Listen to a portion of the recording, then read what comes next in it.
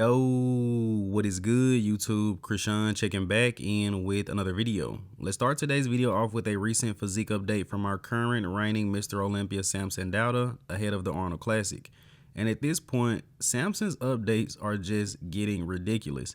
And I'm not sure what he did from the Mr. Olympia till now, but it looks like he definitely added some size onto those arms.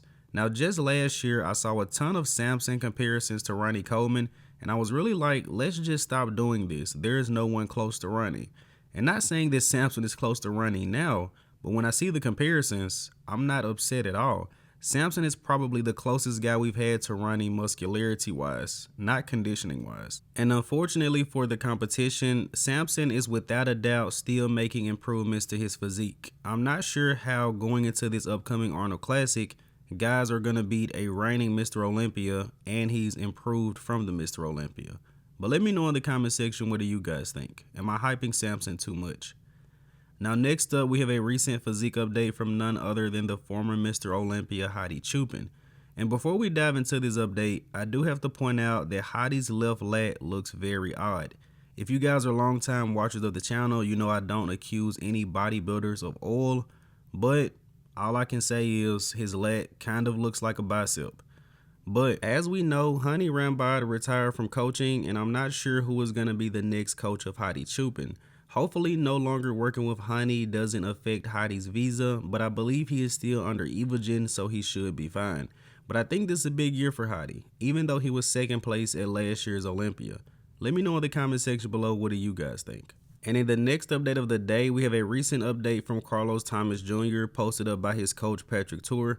For everyone that had questions, including me, about Carlos' conditioning and about his separation, he just answered all of those questions. We don't have to worry about conditioning or separation going into this year's upcoming Arnold Classic, and I believe this update is at about 5 weeks out. Carlos looks insane.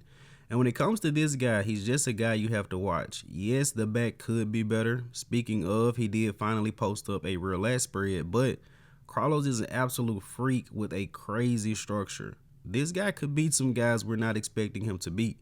And as far as his rear lat spread goes, I'm impressed. I like it, but I wish it was full body. I wish we got to see glutes and hamstrings as well.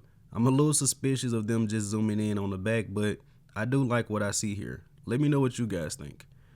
Now next up, we have a recent update from the mutant Nick Walker, and honestly, it is great to see Nick posting updates again. At a point, probably every single video I posted had Nick Walker in it. Nick has to be feeling good ahead of this upcoming Pittsburgh Pro, which should be an absolutely stacked show. Not only is he going to have to deal with Martin Fitzwater, but Good Vito is going to be in the mix as well. But Nick looks great. At least from the past 2 or 3 years, this is the highest level of body fat I've ever seen Nick Walker with, so he definitely pushed his weight up this offseason. It seems like Nick is not playing any more games. He knows his game is to come in big and conditioned, and that is exactly what he plans to do at Pittsburgh. And next up, we have a recent update from James Hollingshead, also ahead of the Arnold Classic, and I believe James hasn't been getting talked about a lot because he hasn't posted many physique updates.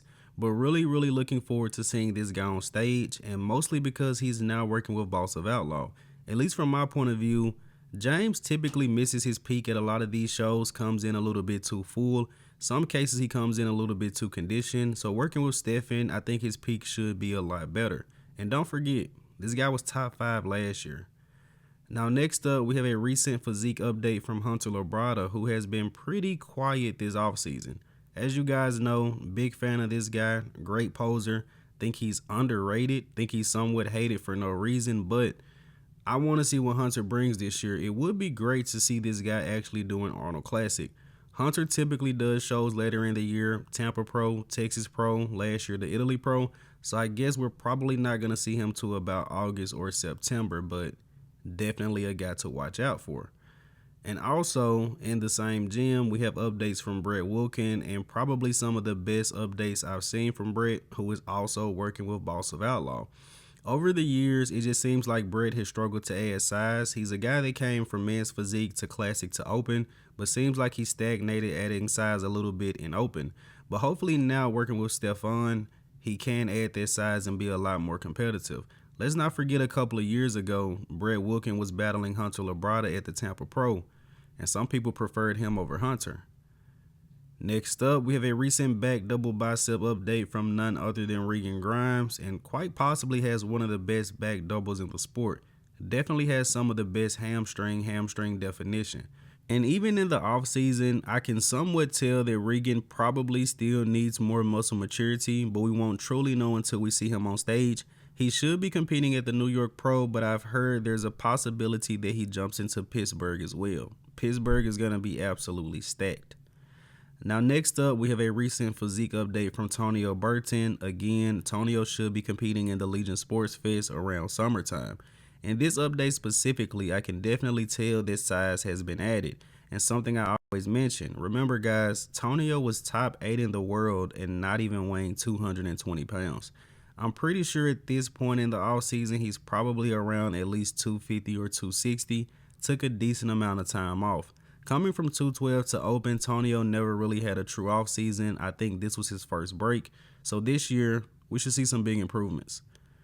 Switching over to classic physique, a guy that hasn't really been getting talked about much, but will be competing in this upcoming Arnold Classic, is none other than DaBoul, and definitely a guy that you don't want to overlook. Going into this upcoming Arnold Classic, I think a lot of people are expecting to see Summerfield versus Wesley, but let's not forget, DaBoul was 7th place at last year's Olympia and Wesley was 8th. Michael could be Wesley again. Now let's go ahead and wrap up today's video here with the archive of the day. You guys let me know in the comment section below who is this legendary bodybuilder. And as always, I hope you guys did indeed enjoy this video. And if you have not done so already, be sure to like the video and subscribe to the channel. Almost to 10K subs, less than 200 away. I'm Krishan from Go Fitness and that's it. I'm out.